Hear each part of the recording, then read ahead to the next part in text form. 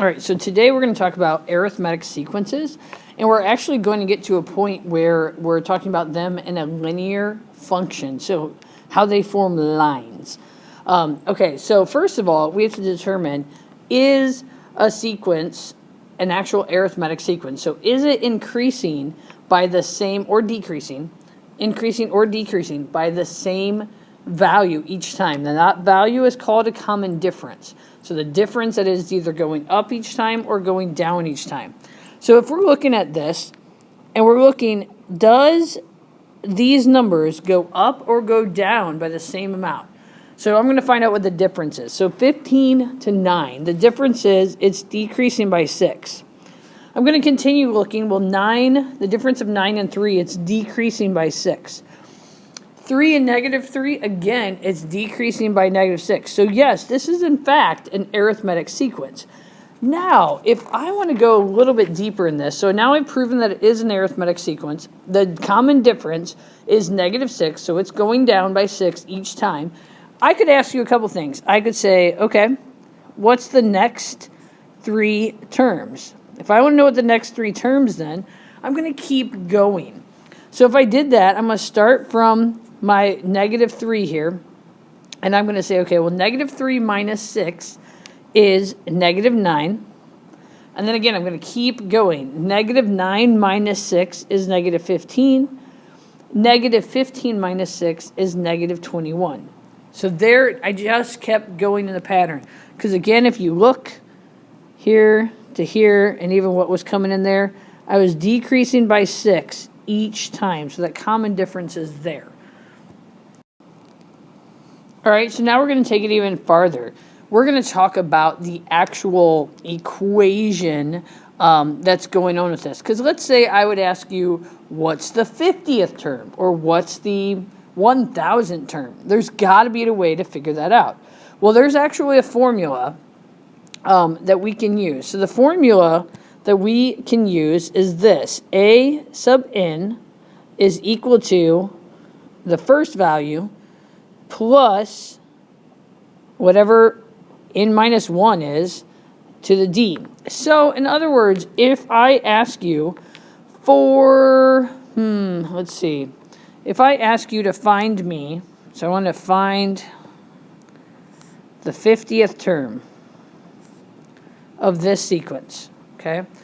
Then to do so, so a sub 50, because now it's not an n, I'm saying, okay, n is going to be 50. I'm looking for the 50th term. The first term in here is 15 in this actual problem. It goes with this actual problem because that was the first one. It's 15. So then I'm going to say plus my n value I'm saying is 50.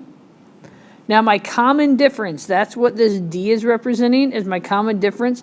If you remember as we did the problem, my common difference is a negative 6. All right, so now I'm just going to do the math. So I've got 15 plus, well, 50 minus 1, sorry, is 49. So I'm going to take 49 times negative 6.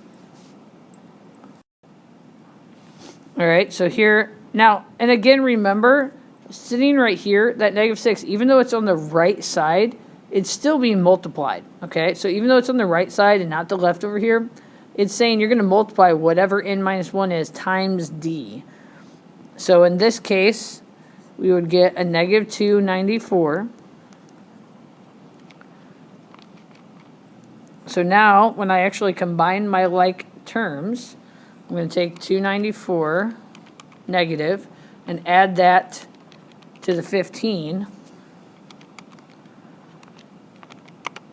And I'm going to end up with a negative 279 for my 50th term in this sequence. This formula is going to stand true every single time. All right, so again, here we've got, so if I'm going through this and I want to find the nth term, okay, so we're going to find the nth term. Again, and I'll give you this formula. You'll always have this formula that a sub n is equal to a sub 1, so the first one, plus whatever your n minus 1 is, times your d. So the first thing I have to do is I've got to determine what is my common difference. Do you see something that's going on every time? Well, from negative 12 to negative 8, I'm going up 4. From negative 8 to negative 4, I'm going up 4. And from negative 4 to 0, I'm going up 4. So yes, it is an arithmetic sequence. Yes, it's going up by the same every time. So here, my D value is a 4. So now to do this, my A sub n is equal to my A1 right here would be negative 12. I know this is going to stay n minus 1.